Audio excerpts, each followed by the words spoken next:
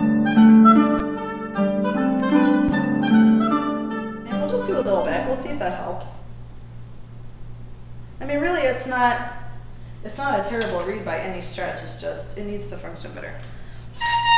All right, so now it responds easier at the tip right away. It's a little bit lower, of course, because I took some cane off. Still a little rattly, but whatever. Okay, here we go, same kind of test. So much better. I hope you heard that. Nothing to do with me, really nothing to do with the oboe, just an immediate response that needs to be in the tip from the get-go. Like I said, you can refine all you want, you can be doing all these little details and preparing for the Strauss concerto on this reed, but it just doesn't matter if it doesn't play. And the first thing to go, at least for me, when I'm doing something tough, you know, is that real controlled embouchure. I want to know when I get up on stage and I'm nervous that I can just play this reed out of my ear. I don't want to have to work at it that way because then I can't think about the music.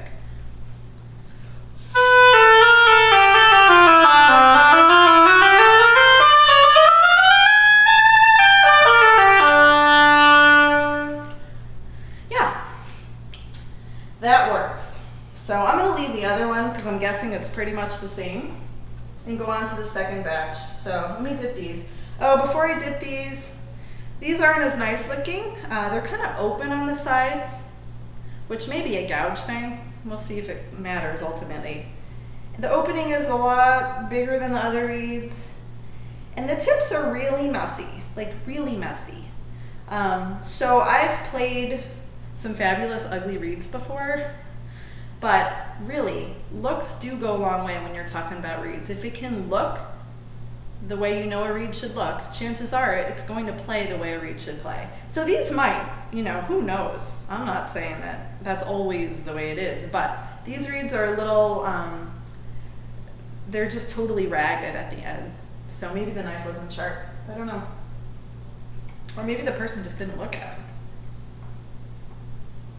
Because really it's not that hard to trim a reed straight lead and with a definitive cut. If you're having trouble with that, you should file down your cutting block, file it down with a filer, and then sand it and sharpen your knife. All right, let's let these reeds hang out a second.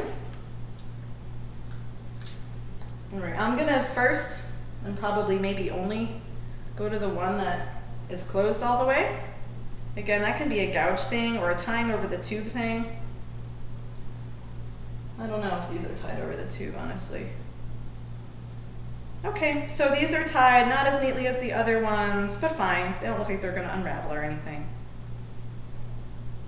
A much narrower shape for what that's worth. Of course, shape independent of gouge is totally worthless to talk about. So, you know, I'm assuming this probably functions well for this person to have such a narrow shape with the gouge they're using.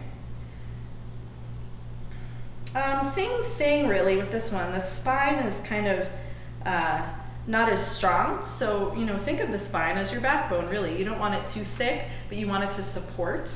And if you're digging into it accidentally with your knife, you're removing the support of the reed.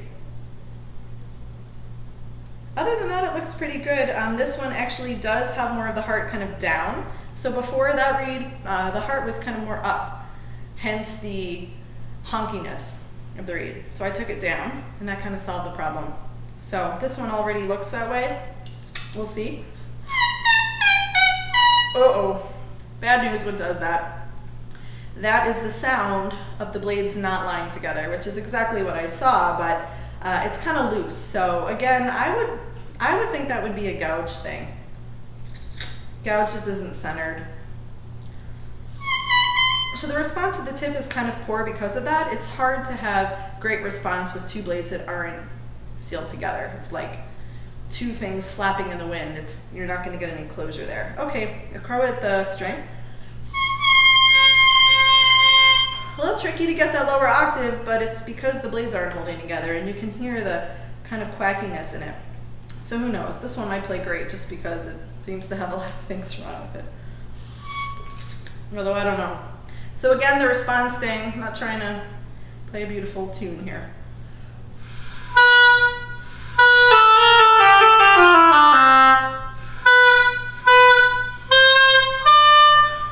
actually this one holds together a little bit better than I thought it would.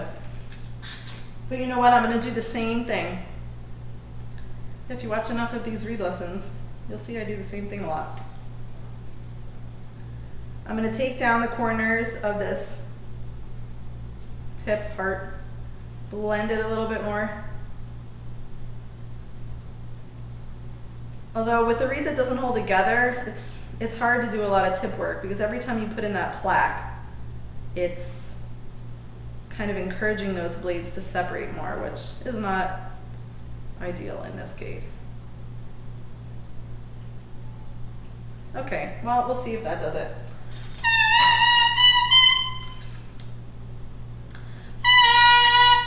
Kind of crowing a bee or something now. You know what, why don't I just, well, I'll try it first. Let's see.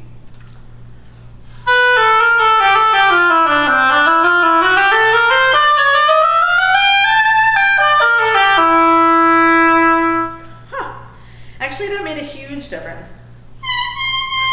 And now it's kind of crowing back up to a C. So, you know, try it first. Don't do too much right off the bat. Try it and see where you can go with it. You don't have to do everything right off the bat. You can take your time. Yeah, that's a whole lot better for me. The sides have kind of come together too. I don't know. Maybe it needed a little bit more soaking. Or maybe it needed the tip to come down a little bit for the blades to hold together. You know, sometimes there's not one right answer. If there was, we'd all make perfect reeds every time, but it's largely an experiment. It's a lot of knowledge and an experiment. So again, I can play this one pretty easily as far as response.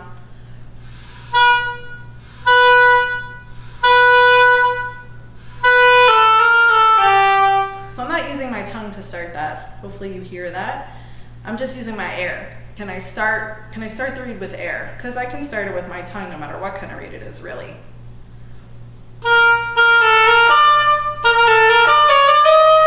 But how about just my air? Can it do that?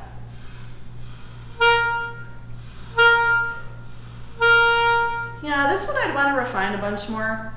It's a lot better than it was, but if I had to sneak in on some piece, you know, with that B flat really quietly and not making a big deal, it would be hard on this reed. I can feel the tip kind of coming apart. So unfortunately, I don't think that's really a craftsmanship thing as far as the scraping goes. I would say that's a gouge thing. And again, you know, as a professional or advanced student, you'll be able to hold this together and play it just fine, and you know, you'll probably sound amazing. But I just like the safety net of knowing that this reed functions. Whatever reed it is, the reed functions. And then I'm free to make music, I'm free to be nervous, any of the above. So that's the lesson for today. Thanks to these mystery people who sent their mystery reeds for us to talk about. Hopefully you can apply some of this to your reed making, and if nothing else, just getting, you know, some inspiration for the day, which is have your reeds play. Don't worry about anything else until you do just that. Great, thanks so much for joining me today. Hope to see you again soon.